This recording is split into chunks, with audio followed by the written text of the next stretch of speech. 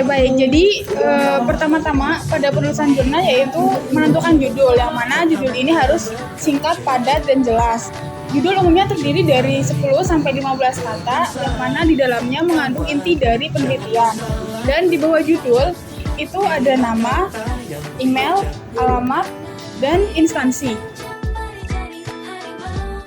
Oke, di bagian selanjutnya itu ada abstrak. Nah, biasanya abstrak ini tuh merupakan ringkasan. Jadi dia dikerjakan itu setelah seluruh subbab itu terisi dengan baik.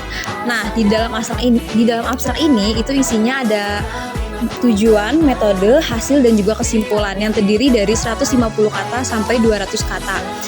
Nah, setelah di abstrak itu ada kata kunci. Nah, kata kunci ini merupakan kata atau frasa yang penting yang ada dalam penelitian tersebut.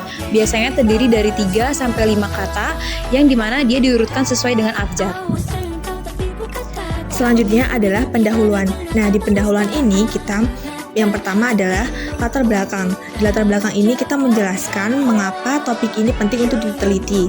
Kemudian yang kedua adalah membahas dari latar belakang kita nanti akan mendapatkan beberapa masalah. Nah, ini adalah rumusan masalah. Kemudian dari rumusan masalah kita nanti akan mendapatkan tujuan penelitian. Selanjutnya pada bagian tinjauan pustaka. Nah, pada bagian tinjauan pustaka ini tuh kita tuh mengumpulkan dan menjelaskan penelitian dari yang teori sebelumnya. Nah, fungsi dari tinjauan pustaka itu untuk memperkuat sebagai dasar pemikiran yang berfungsi untuk memperkuat penelitian yang kita lakukan. Nah, pada tinjauan pustaka ini itu kita tidak hanya mengambil teorinya saja, tetapi juga mengutip yang digunakan untuk pembanding atau bahkan pendukung dari teori yang kita lakukan. Nah, sumber-sumber yang digunakan itu tuh harus dari literatur yang terpercaya. Contohnya itu jurnal ilmiah, buku atau literatur atau artikel. Nah, kalau kita tuh menggunakan tinjauan pustaka, penilaian kita tuh akan lebih jelas dan memiliki landasan teori yang terpercaya dan kuat.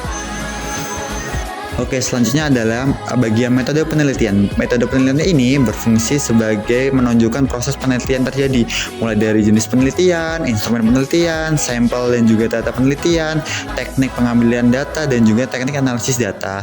Nah, bagian ini harus sangat jelas supaya penelitian bisa direplikasi oleh peneliti lain. Dalam metode penelitian dilakukan dua jenis penelitian, yaitu penelitian kuantitatif dan juga kualitatif. Para peneliti bisa memilih salah satu dari dua penelitian tersebut. Pada bagian hasil dan pembahasan, kita menyajikan data yang telah dikumpulkan sebelumnya. Bisa berupa tabel, grafik, dan sebagainya. Selanjutnya, pada data tersebut, kita analisis di pembahasan.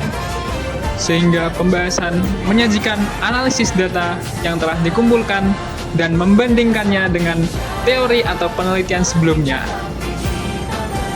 Oke, dari hasil dan pembahasan, kita langsung masuk ke kesimpulan.